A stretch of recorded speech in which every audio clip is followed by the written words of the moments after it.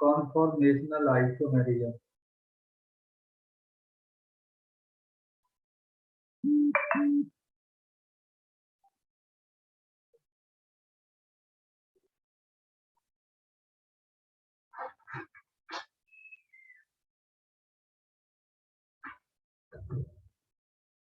ठीक है बेटा, कॉन्फॉर्मेशनल आइसोमेरिज्म क्या होता है ये अपने को डिस्कस करना है, राइट।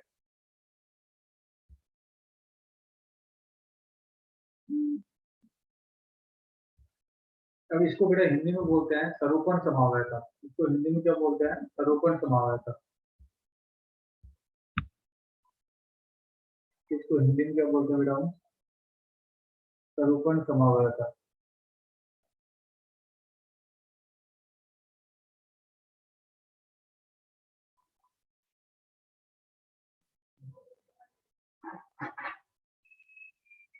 जैसे मैं आपको एग्जांपल दे रहा था बेटा किसका, ईथेन का। ईथेन जो होता है ना यार, क्या बेटा, CH3 ये आपका ईथेन है। ठीक है बेटा, ईथेन के अंदर एक कार्बन के ऊपर क्या होता है बेटा, 3 H होता है।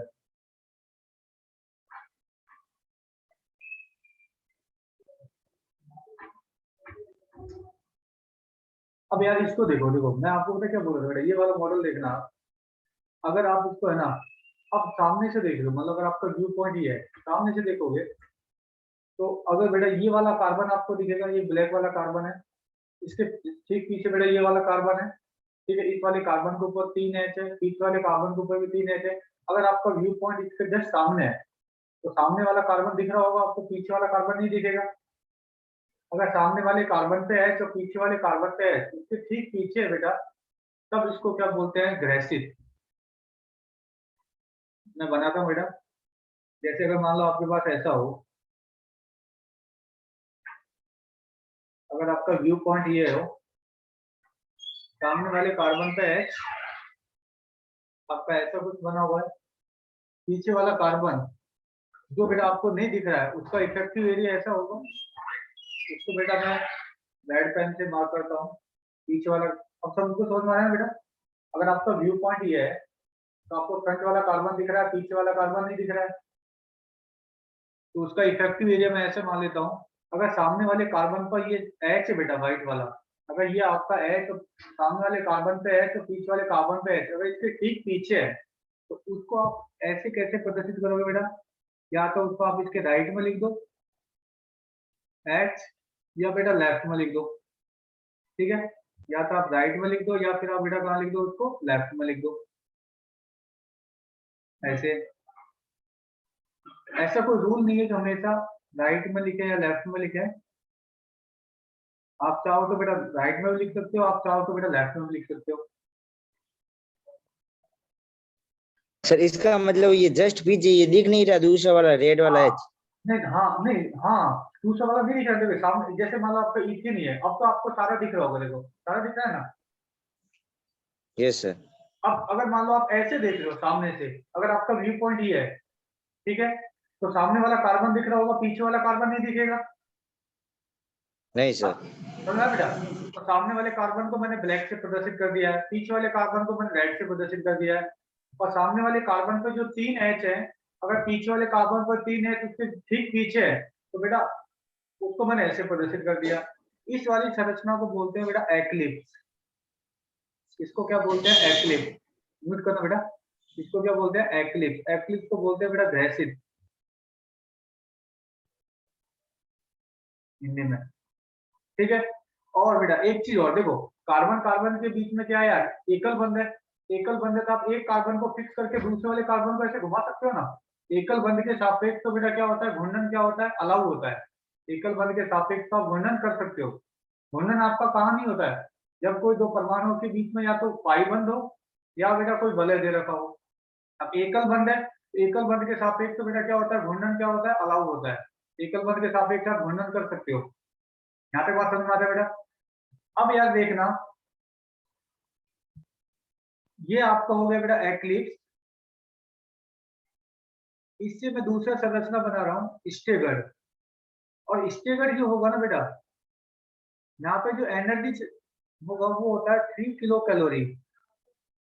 इतना एनर्जी बेटा वो एनवायरमेंट से एडजस्ट कर सकता है। अब स्टेगर्ड क्या होगा, सामने वाले कार्बन को बेटा मैं अगेन किससे लिख रहा हूँ, ब्लैक पेन से, ऐसे। ये तो हो गया सामने वाला कार्बन H H H। पीछे वाले कार्बन को बेटा मैं प्रदर्शित कर रहा हूँ रेड पेन से। ये पीछे वाला कार्बन जो आप नहीं देख रहे, सामने से देख रहे हो तो। अब बेटा मैं आपको ये बोल रहा हूँ, अगर सामने वाले कार्बन पर ये वाला जो CH बंद है और पीछे वाले कार्बन पर CH बंद, अगर इसके ठीक पीछे है तो उसको तो आप क्या बोलोगे, ग्रैसिड।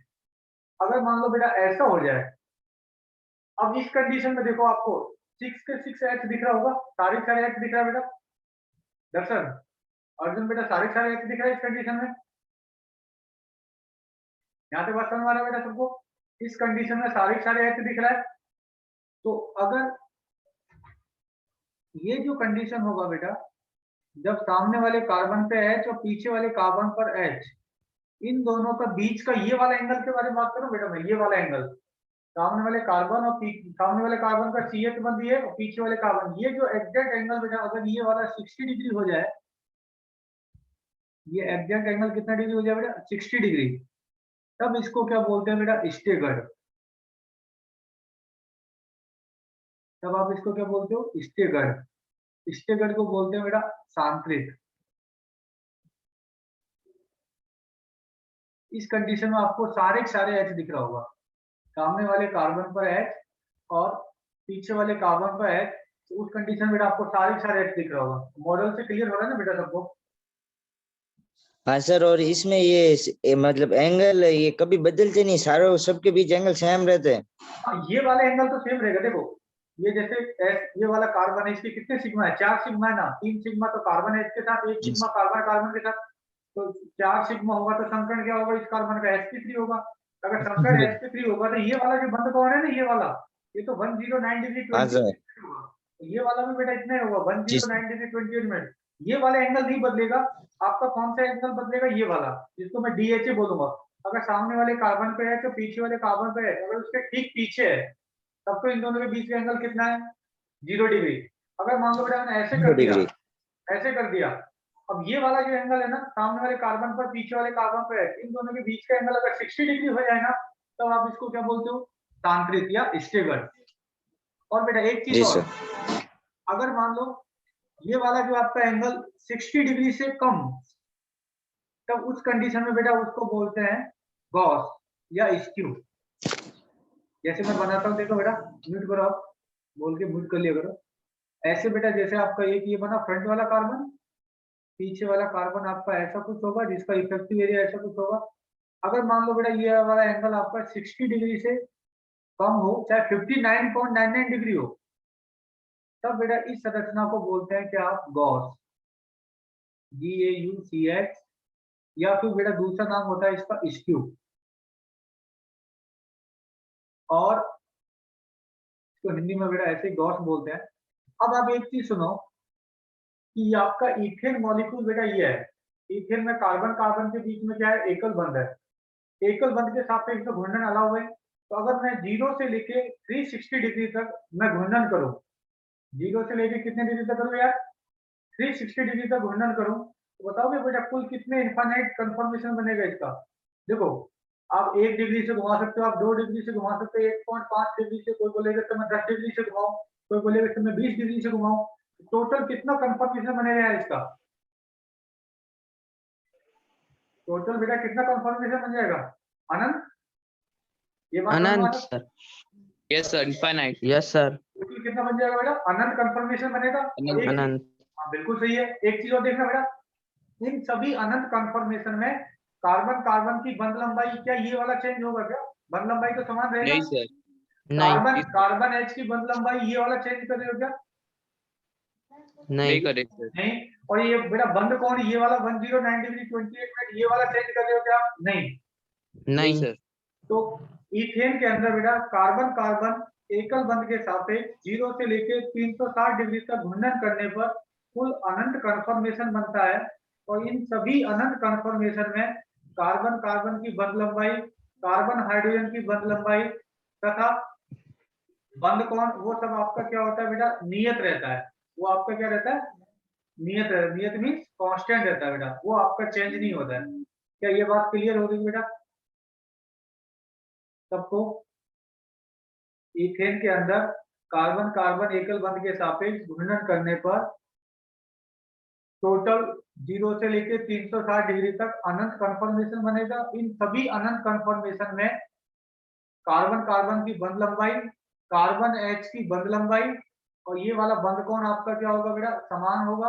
केवल क्या बदलेगा, देखो बेटा केवल क्या बदलेगा, अगर आप सामने से देख रहे हो, अगर फ्रंट वाले कार्बन पे H और पीछे वाले कार्बन पे H, अगर इसके ठीक पीछे है तो इन दोनों के बीच का एंगल कितना होगा बेटा? 0 डिग्री।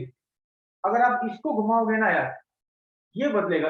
इसको बोलते हैं बेटा DHA। DHA होता है डाईहेड्रल एंगल, मीन्स द्विफलकीय कोण। ये क्या बेटा? सामने वाले कार्बन पे H और पीछे वाले कार्बन पे H, इन दोनों के बीच का कोण देखो कौन सा? ये वाला अगर आपको दिख रहा है तो ये वाला जो कोण सामने वाले कार्बन पे H और पीछे वाले कार्बन पे H, ये वाला बेटा, इन दोनों के बीच के कोण को आप क्या बोलते हो? DHA। DHA बोले तो डाईहेड्रल एंगल। अरे बात समझ बेटा?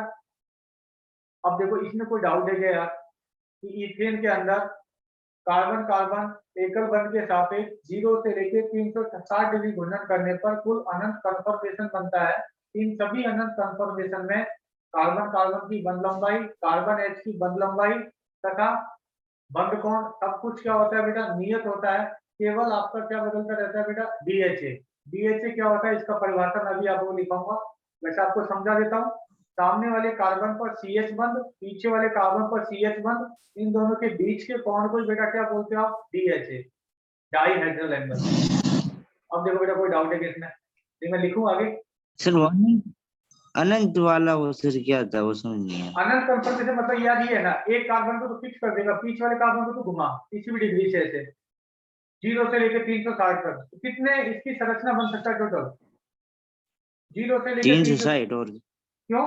360 तो जब बनेगा जब एक एक डिग्री से घुमाएगा। तो कोई बोलेगा यार मैं तो सर 1.5 डिग्री से घुमा रहा हूँ, मैं तो 1.1 डिग्री से घुमा रहा हूँ, तो सर अनंत था सर। तब अनंत बनेगा। अरे जी बात करो सर। बेटा, अब क्लियर हो गया सबको?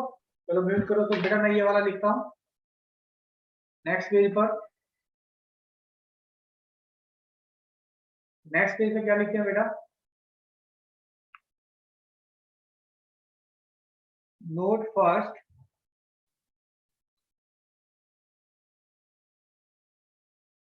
कार्बन कार्बन एकल बंध के सापेक्ष, एकल बंध के सापेक्ष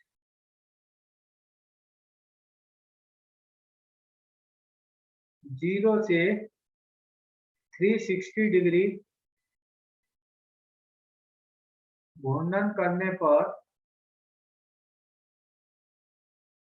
0 से लेकर 360 डिग्री तक घूर्णन करने पर अनंत,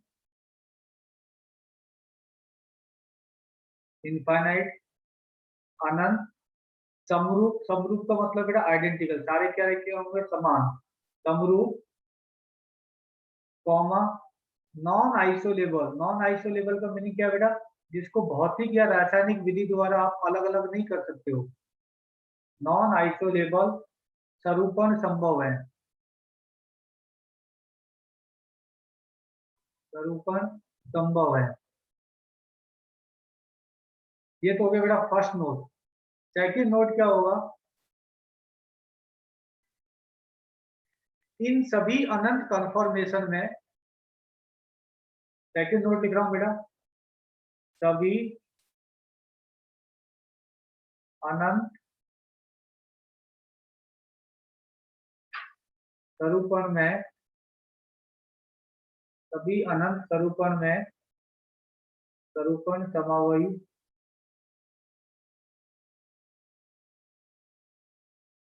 में बंध लंबाई, बंध लंबाई बेटा कार्बन कार्बन का बंध लंबाई हो सकता है, कार्बन H का बंध लंबाई हो सकता है।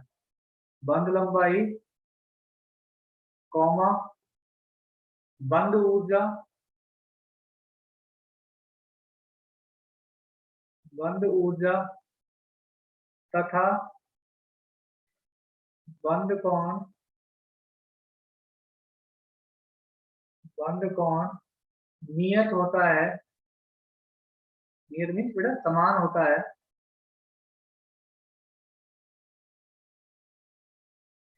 केवल DHA, DHA होता है बेटा डाईहेड्रल एंगल, केवल DHA परिवर्तित होता है, परिवर्तित होता है। अब सुनो बेटा DHA क्या है। DHA आपका होता है, DHA का फुल फॉर्म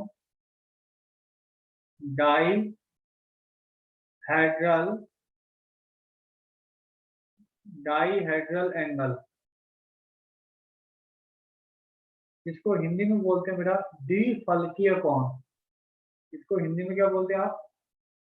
द्विफलकीय कोण। अब हिंदी में तो इसका परिभाषा बेटा ऐसा सिंपल से लिखा हुआ था, दो तलों के बीच के कोण को क्या बोलते हो? द्विफलकीय कोण। अब सुनो, दो तल कौन कौन से बेटा? सामने वाला कार्बन आपको दिख रहा है, सामने वाले कार्बन पर CH बंध, पीछे वाले कार्बन पर CH बंध। अगर इसके ठीक पीछे है तो बेटा ये वाला जो कोण है ना, ये वाला कोण, इसी को आप क्या बोलते हो? DHA। ठीक है, तो इसको इंग्लिश में ऐसे बोलते हैं, it is interfacial angle between front CH और बैक CH। सामने वाले कार्बन पर CH बंध, पीछे वाले कार्बन पर CH बंध, इन दोनों के बीच के कोण को आप क्या बोलते हो बेटा? DHA। ठीक है, it is interfacial angle between front CH bond and rear CH bond, इसको आप क्या बोलते हो? DHA। इसको एक लाइन में आप ऐसा लिख सकते हो, इट इज, हिंदी में भी लिख दूंगा बेटा, it is interfacial angle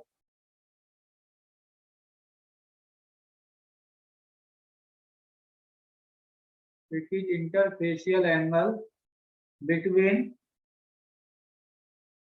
front CH bond,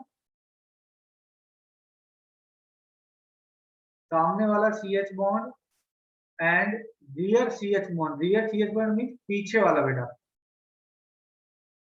सामने वाले CH बॉन्ड और पीछे वाले CH बॉन्ड के बीच के एंगल को आप क्या बोलते हो बेटा? द्विफलकीय कोण, DHA। या अगर इसको हिंदी में लिखूं तो हिंदी में ऐसे लिखते हैं बेटा, दो तलों के बीच के कोण को, दो तलों के बीच के कोण को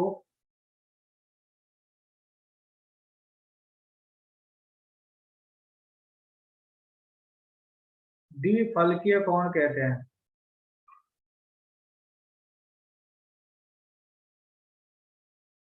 द्विफलकीय कोण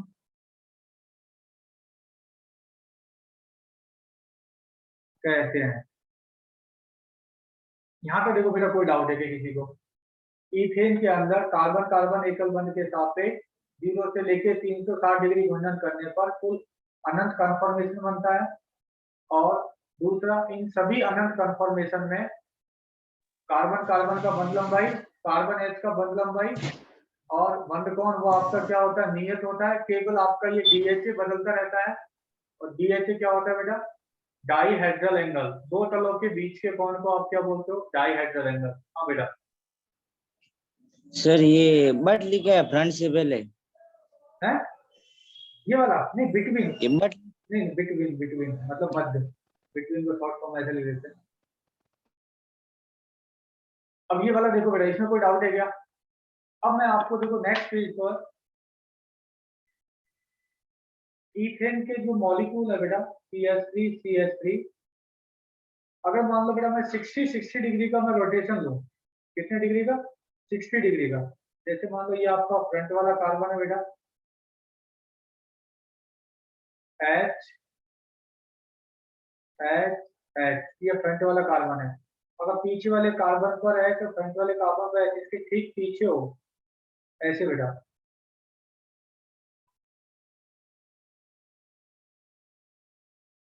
आप इसको राइट में लिख सकते हो, लेफ्ट में लिख सकते हो। इसको आप क्या बोलते हो बेटा? एक्लिप्स।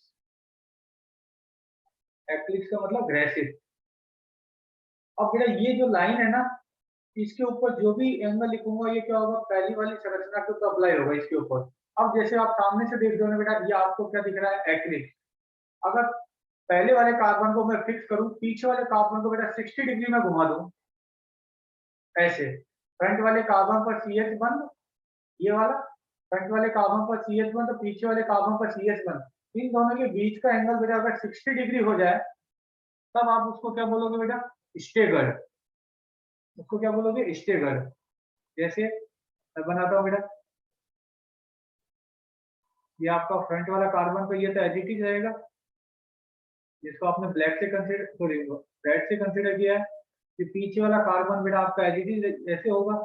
लेकिन इस पर जो एच है बेटा, अगर ऐसा हो जाए कि फ्रंट वाले कार्बन पर सी एच बंद और पीछे वाले कार्बन पर सी एच बंद, इन दोनों के बीच का एंगल बेटा 60 डिग्री है, इसको आप क्या बोलते हो, स्टेगर्ड। स्टेगर्ड मीन तांत्रिक।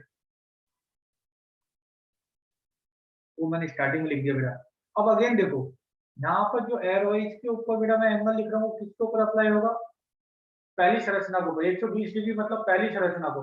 तो पहली संरचना को जब आपने 60 डिग्री घुमाया तब आपको ये मिला। इसको बेटा 60 डिग्री में और घुमा दो, अगर 60 डिग्री और घुमाऊंगा क्या ऐसा बन जाएगा, देखो वापिस से क्या हो जाएगा, सामने वाले कार्बन पे H और पीछे वाले कार्बन पे H एक दूसरे के ठीक पीछे आ जाएगा। तो अगेन बेटा ये क्या बन जाएगा आपका, एक्लिप्स।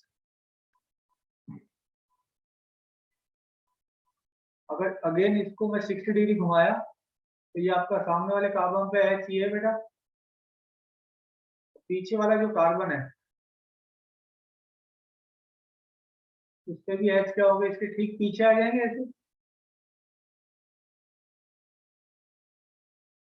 ये आपका अगेन क्या बन गया बेटा, एक्लिप्स। Basic Newman.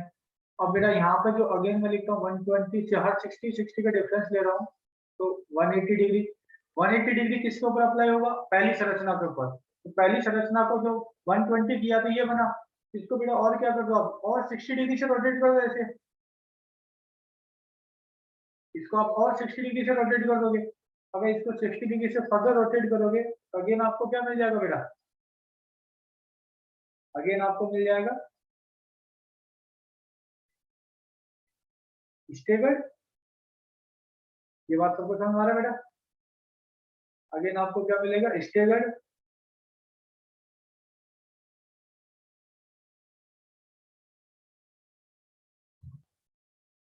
ये आपका बन गया बेटा स्टेगर्ड तांत्रिक। फिर बेटा यहाँ तक आपने कितना लिख दिया, 180। अगर मान लो 240, 240 किसके ऊपर अप्लाई होगा, पहली संरचना के ऊपर। अगर मान लो बेटा इसको अगेन मैं करूं, अब ये क्या बन गया, स्टेगर्ड। तो 180 से किया तो यहाँ तक बना, तो 240 मतलब और 60 डिग्री घुमा दूं, और 60 डिग्री घुमाऊंगा तो अगेन क्या बन जाएगा बेटा, अगेन आपका बन जाएगा एक्लिप्स। तो इन शॉर्ट कहानी है बेटा, स्टेगर्ड और एक्लिप्स ये दोनों अल्टरनेट फॉर्म हो जाएगा। एक बार स्टेगर्ड बनेगा, फिर एक्लिप्स बनेगा, फिर स्टेगर्ड बनेगा, फिर आपका क्या बनेगा बेटा, एक्लिप्स। ये आपका बनेगा अगेन क्या बन गया, एक्लिप्स।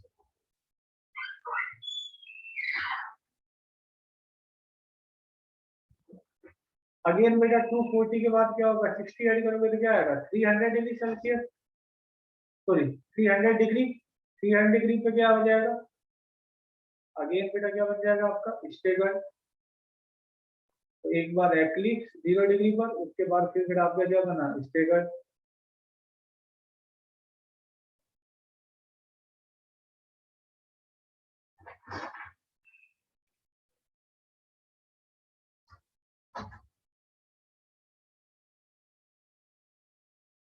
और बेटा अगर यहाँ पर मैं 360 लिखता हूँ तो अगेन आप क्या करोगे, 60 डिग्री का रोटेशन एक बार और कर दोगे, फिर आपका अगेन क्या बन जाएगा, एक्लिप्स।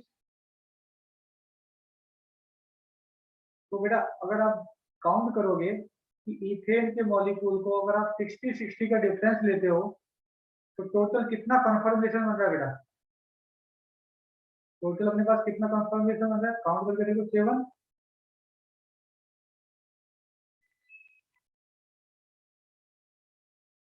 ये आपका कितना बन गया बेटा, अगेन एक्लिप्स। एक्लिप्स और स्टेगर में सबको क्लियर है ना बेटा? एक्लिप्स किसको बोलोगे?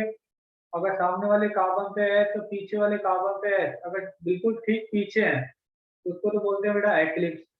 सामने वाले कार्बन पे है तो पीछे वाले कार्बन पे है, उन दोनों के बीच का एंगल अगर बेटा 60 डिग्री हो जाए तो उसको आप क्या बोलोगे? स्टेगर। अगर एग्जैक्ट एंगल 60 डिग्री नहीं हो उसको बेटा आप क्या बोलोगे? गॉस। तो टोटल तो 0 से इसमें लेके मतलब फिक्स साइड साइड से ही क्यों घुमाते हैं एंगल ज्यादा से? क्या बेटा? मतलब इसमें फिक्स वो साइड एंगल ज्यादा से इससे ही क्यों घुमाते हैं?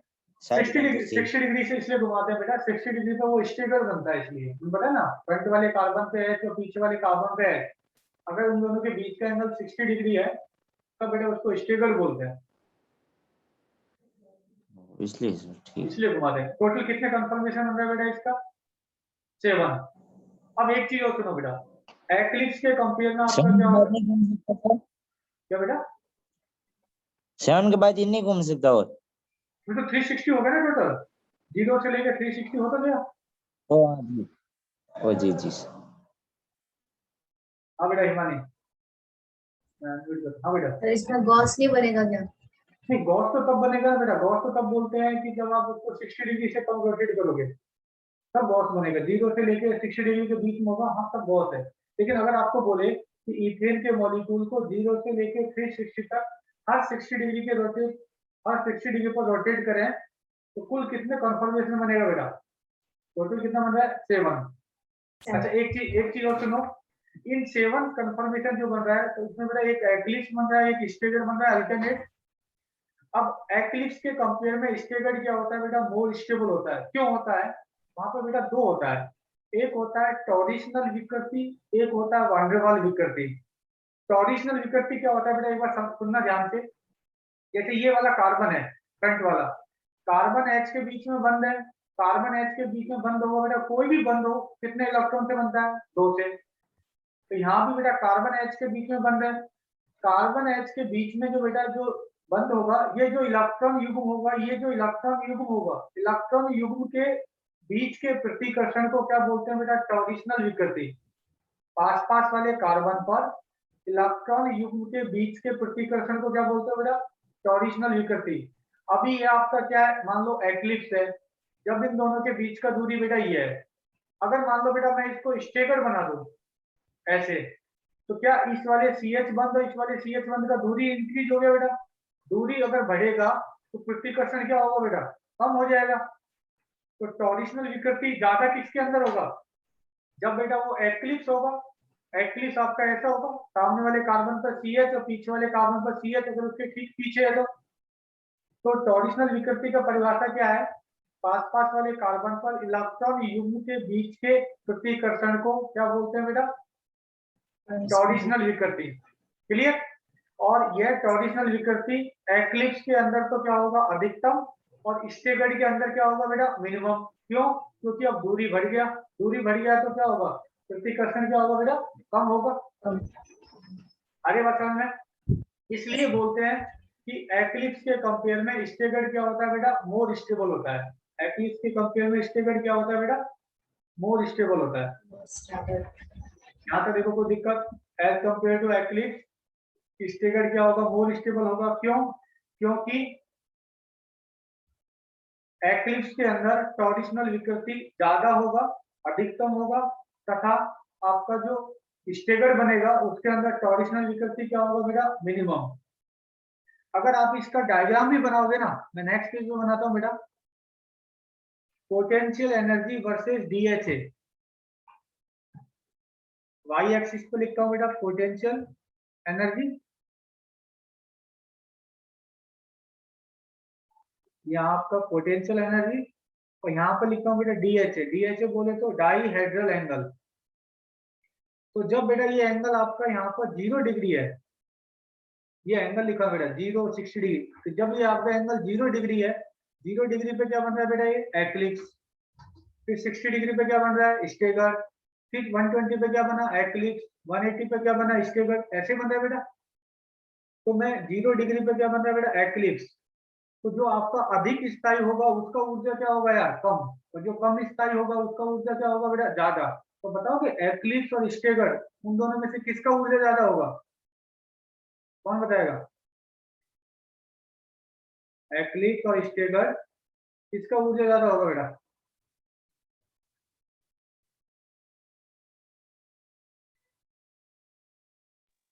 सर एक्लिप्स का एक्लिप्स का एक्लिप्स का ग्रेसिट का ऊर्जा यस ज्यादा सर होगा, ग्रेसिट क्योंकि Yes, ग्रेसिट sir. आपका क्या होता है हाँ, बेटा? sir. कम स्थायी, और स्टेगर आपका Yes. सांतरिक क्या होता है? अधिक स्थायी। तो 0 अधिक डिग्री स्थायी। हाँ बिल्कुल सही है यार। तो 0 डिग्री पे आपका क्या बन रहा है बेटा? ऐसे मैंने कुछ ये लाइन खींचा, इसको अभी मैं हटा दूंगा। 0 डिग्री पे क्या बन रहा है बेटा? एक्लिप्स। फिर 60 डिग्री पे क्या बना? स्टेगर। फिर बेटा आपका क्या बनेगा? एक्लिप्स। Staggered. ऐसे ही चलता रहेगा क्या? Yes, sir.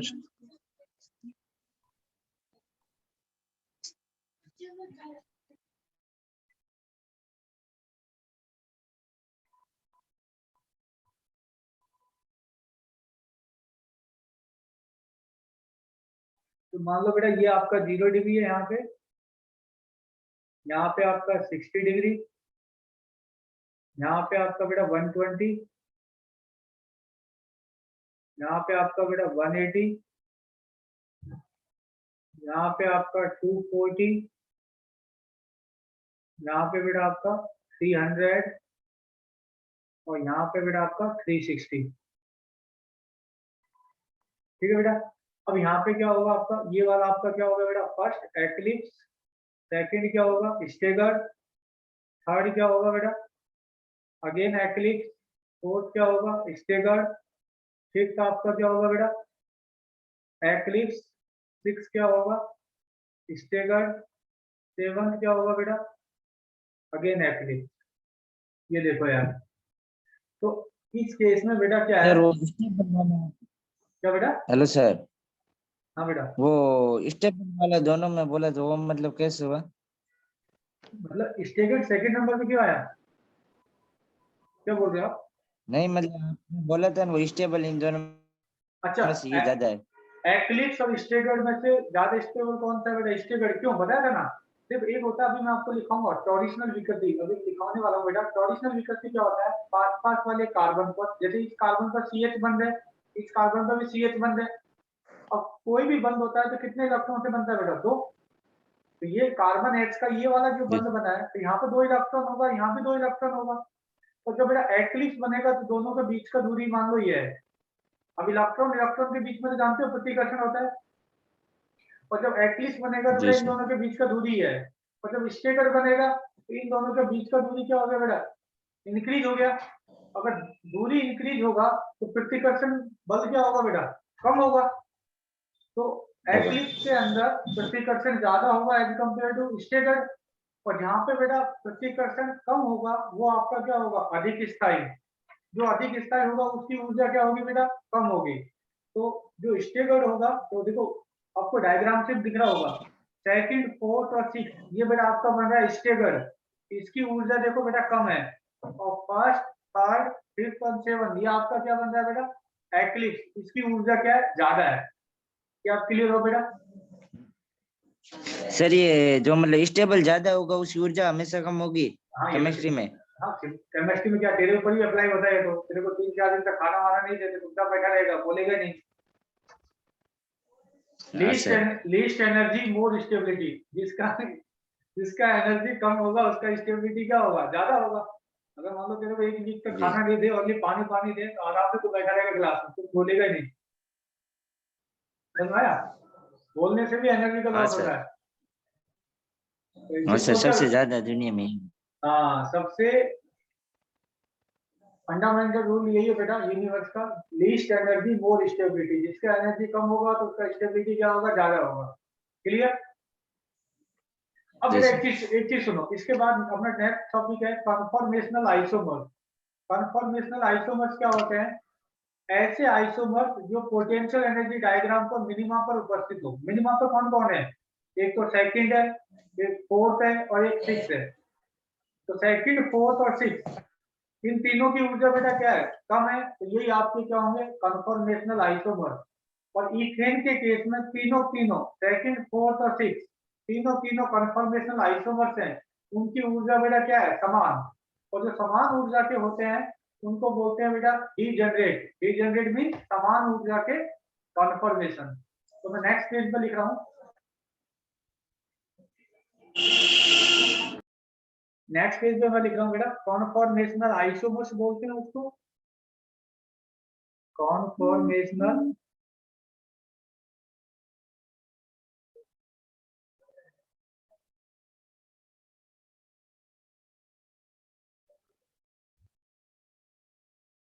और कॉन्फॉर्मर्स, कॉन्फॉर्मेशनल आइसोमर्स बोलो और कॉन्फॉर्मर्स बोलो बेटा, बात एक ही है।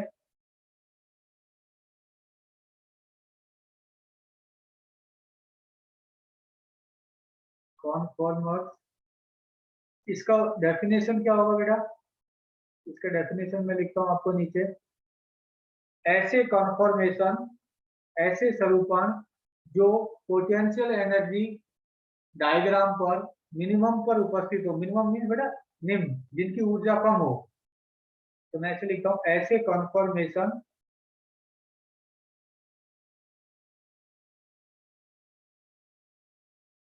ऐसे कॉन्फॉर्मेशन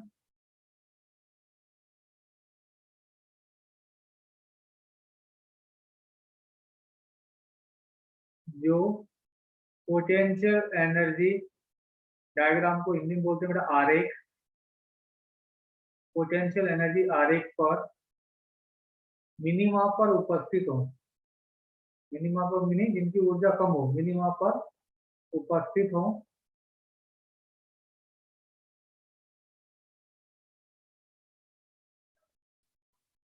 उपस्थित हो, उन्हें कॉन्फॉर्मर्स कहते हैं। अब मैं आपको बोलूँ, आप बताओगे इसमें से, जैसे इथेन के बेटा टोटल कितने इथेन के टोटल कितने कॉन्फॉर्मेशन बन रहा है? 7। और 60-60 के डिफरेंस से अगर आप रोटेट कर रहे हो, तो अगर मैं आपको बोलूं कि इथेन के कॉन्फॉर्मेशनल आइसोमर्स कौन कौन से होंगे, आप बता सकते हो? इथेन के कॉन्फॉर्मेशनल आइसोमर्स कौन कौन से होंगे? Yes, sir. Second, fourth, or sixth. Second, fourth और सिक्स। या बेटा क्लियर अर्जुन, आप भी बोल रहे हो? सेकंड, फोर्थ और सिक्स, ये तीनों तीनों क्या होंगे? कॉन्फॉर्मेशनल आइसोमर्स होंगे, क्योंकि पोटेंशियल एनर्जी डायग्राम पर बेटा ये मिनिमा पर उपस्थित है। बिल्कुल सही है यार। और दूसरा बेटा मैं नीचे कॉन्फॉर्मेशनल कॉन्फॉर्मर्स कहते हैं। और दूसरा बेटा मैं क्या लिख सकता हूँ? सेकंड, फोर्थ और सिक्स, इन तीनों की ऊर्जा क्या बेटा? समान है। तो मैं यहाँ पर ऐसे भी नोट डाल के लिख सकता हूँ कि इथेन के केस में, नोट डाल के ऐसे लिखूं,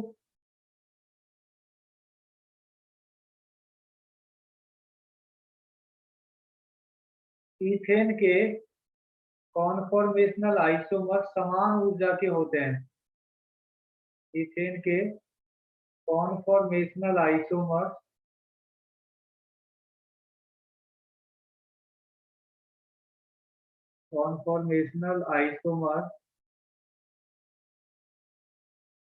समान ऊर्जा के होते हैं।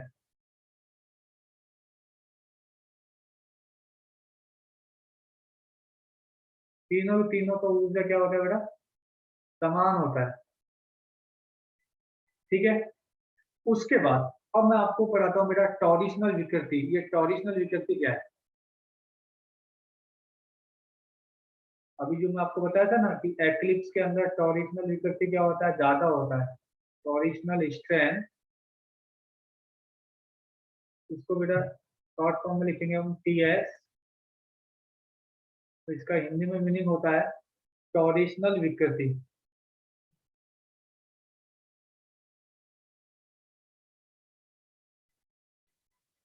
टॉरिशनल विकृति।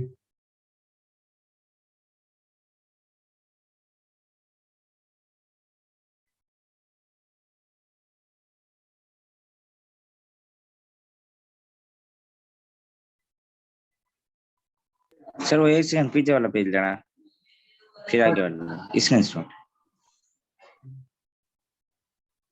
हो गया बेटा? टॉरिशनल विकृति क्या है? अगेन सुन लो, टॉरिशनल विकृति क्या है बेटा? पास पास वाले कार्बन पर, ये वाला कार्बन है और ये वाला कार्बन है, राइट। पास पास वाले कार्बन पर इलेक्ट्रॉन युग्म, कार्बन H का बनता है तो यहाँ भी एक इलेक्ट्रॉन युग्म होगा, कार्बन H का बनता है तो बेटा यहाँ भी एक इलेक्ट्रॉन युग्म होगा। क्यों? क्योंकि आप जानते हो बेटा कोई भी बंध बनता है तो कितने इलेक्ट्रॉन से बनता है, कम से कम 2। ये बात तुमको समझ में आता है। तो पास पास वाले कार्बन पर इलेक्ट्रॉन युग्म के बीच के प्रतिकर्षण को टॉरिशनल विकृति कहते हैं। यह एक्लिप्स के अंदर अधिकतम होगा। क्यों? क्योंकि बेटा ये वाला दूरी क्या है, कम है। आप फिजिक्स में पढ़ते हो ना यार, फिजिक्स का पहले टॉपिक में पढ़ा है कि अगर दो आवेश Q1 Q2 उनके बीच का दूरी r है तो F बराबर क्या होता है, K Q1 Q2 by r square. अगर r आपका कम होगा तो प्रतिकर्षण क्या होगा बेटा, ज्यादा होगा। r ज्यादा होगा तो प्रतिकर्षण क्या होगा बेटा, कम होगा। ये बात समझ आता है बेटा। तो जब ये आपका एक्लिप्स बनेगा तो दोनों के बीच का दूरी मान लो ये है। अब अगर मान लो बेटा आप इसको स्टेगर बना रहे हो तो इन दोनों के बीच का दूरी क्या हो गया, इंक्रीज हो गया। दूरी इंक्रीज हो गया तो टॉरिशनल विकृति क्या होगा बेटा, कम। तो क्या मैं ऐसा लिख सकता हूँ टॉरिशनल विकृति के लिए, पास पास वाले कार्बन पर, पास पास वाले कार्बन पर इलेक्ट्रॉन युग्म के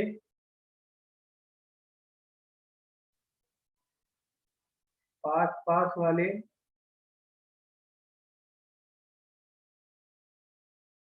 कार्बन पर इलेक्ट्रॉन युग्म के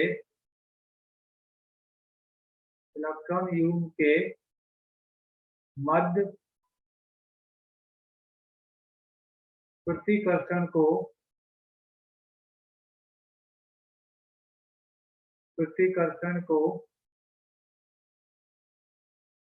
टॉरिशनल विकृति कहते हैं। टॉरिशनल विकृति कहते हैं। तथा ऐसे भी लिख दूं, तथा यह एक्लिप्स में अधिकतम, एक्लिप्स को क्या बोलते हो बेटा आप, ग्रसित। तथा यह एक्लिप्स में अधिकतम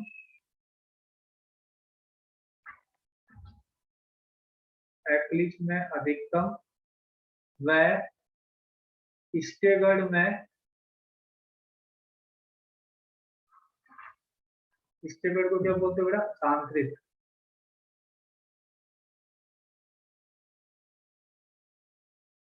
स्टेगर्ड में निम्नतम होता है या होती है, जो भी इसका जेंडर होगा आप देख लेना, ठीक है। तो एक्लिप्स के अंदर तो क्या होगा, टॉरिशनल विकृति क्या होगा, मैक्सिमम होगा, और स्टेगर्ड के अंदर क्या होगा बेटा, मिनिमम होगा। ये बात आपको समझ में आना चाहिए। क्यों? क्योंकि जब एक्लिप्स होगा तो उन दोनों के बीच का दूरी क्या होगा बेटा, कम होगा, और जब स्टेगर्ड होगा तो उन दोनों के बीच का दूरी क्या होगा, अधिक होगा। दूरी अधिक होगा तो प्रतिकर्षण क्या होगा बेटा, कम होगा। ठीक है बेटा। एक छोटा सा टॉपिक और पढ़ा देता हूँ मैं, वान डेर वाल स्ट्रेंथ। ये तो हो गया बेटा आपका टॉरिशनल स्ट्रेंथ। अब मेरे को 5 मिनट और दो। वान डेर वाल स्ट्रेंथ, वान डेर वाल स्ट्रेंथ क्या होता है बेटा,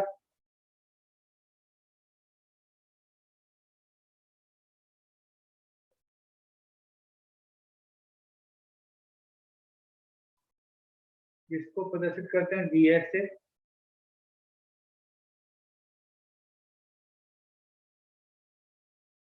इसको बोलते हैं बेटा वान डेर वाल विकृति।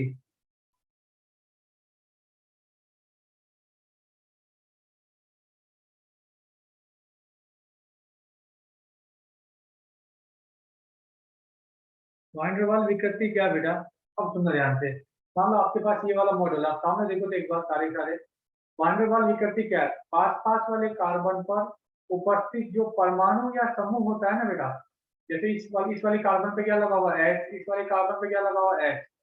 पास पास वाले कार्बन पर परमाणुओं या समूह के मध्य के प्रतिकर्षण को क्या बोलते हो, वान डेर वाल विकृति। पीएस को क्या होता है कि पास पास वाले कार्बन पर इलेक्ट्रॉन युग्म के बीच का प्रतिकर्षण होता है तो उसको तो क्या बोलते हो, पीएस। तो वान डेर वाल विकृति क्या बेटा, पास पास वाले कार्बन पर परमाणुओं तथा समूहों के मध्य को आप क्या बोलते हो, वान डेर वाल विकृति। तथा H H के मध्य, अगर इथेन होगा तो बेटा ये भी H होगा, ये भी H होगा, एच एच के मध्य वान डेर वाल्स विकृति को नगण्य मानते हैं। लेकिन अगर बेटा एक मिथाइल होगा, मान लो सामने वाले कार्बन पर मिथाइल हो, पीछे वाले कार्बन पर एच हो, तो मिथाइल और एच के बीच में बेटा वान डेर वाल्स विकृति होगा, या मिथाइल मिथाइल के बीच में क्या होगा, वान डेर वाल्स विकृति होगा। बात समझ में आया बेटा? पास पास वाले कार्बन पर परमाणुओं या समूह के मध्य के प्रतिकर्षण को वान डेर वाल्स विकृति कहते हैं, तथा एच एच के मध्य वान डेर वाल्स विकृति को नगण्य मानते हैं। लेकिन अगर एक मिथाइल होगा एक एच होगा तो उन दोनों के बीच में वान डेर वाल्स विकृति होगा, या मिथाइल मिथाइल होगा तो उन दोनों के बीच में वान डेर वाल्स विकृति होगा। तो मैं इसका भी डेफिनेशन लिख देता हूं आपको। पास पास वाले कार्बन पर उपस्थित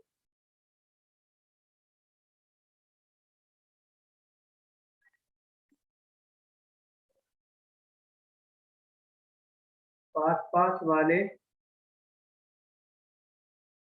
कार्बन पर उपस्थित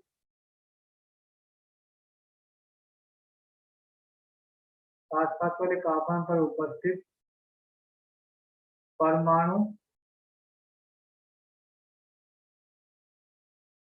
या समूह के मध्य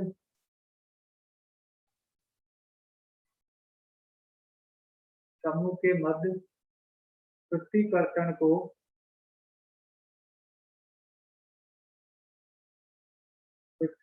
को VS कहते हैं, वान डेर वाल्स स्ट्रेंथ कहते हैं, वान डेर वाल्स विकृति कहते हैं। ठीक है बेटा? पास पास वाले कार्बन पर परमाणुओं या समूह के मध्य के प्रतिकर्षण को वान डेर वाल्स विकृति कहते हैं। अब ये भी आप बताओ कि जो वान डेर वाल्स विकृति है, अभी तो मान लो यहाँ पे तो यार ये अभी मैं लिखने वाला हूँ आपको नोट डाल के कि एच एच के मध्य में वान डेर वाल्स विकृति को क्या मानते हैं, नगण्य मानते हैं, राइट? लेकिन बेटा अगर मान लो यार एक दोनों ये मिथाइल होता तो मिथाइल मिथाइल के बीच में ये वान डेर वाल्स विकृति होता। अब जब ये दोनों मिथाइल है तब उनके बीच का दूरी मान लो बेटा ये है एक्लिप्स। अगर मान लो ये ऐसा होता तो दोनों मिथाइल के बीच का दूरी क्या होता बेटा, बढ़ जाता। तो ये भी आप ऐसे लिख सकते हो कि जो वान डेर वाल्स विकृति होगा वो आपका एक्लिप्स के अंदर क्या होगा बेटा, अधिकतम, और स्टेगर्ड के अंदर क्या होगा बेटा, न्यूनतम। ऐसा बोल सकता हूँ ना यार, एक्लिप्स के अंदर क्या होगा, अधिकतम, तथा स्टेगर्ड के अंदर क्या होगा, न्यूनतम। तो एक छोटा सा नोट और लिख देता हूँ बेटा,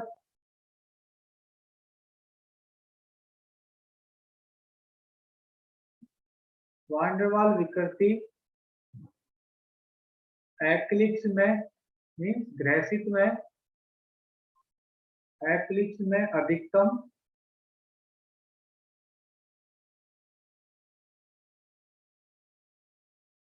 तथा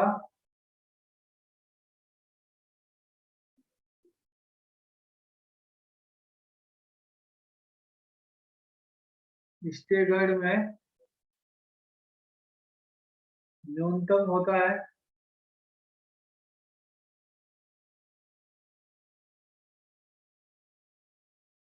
ये तो हो गया बेटा नोट फर्स्ट।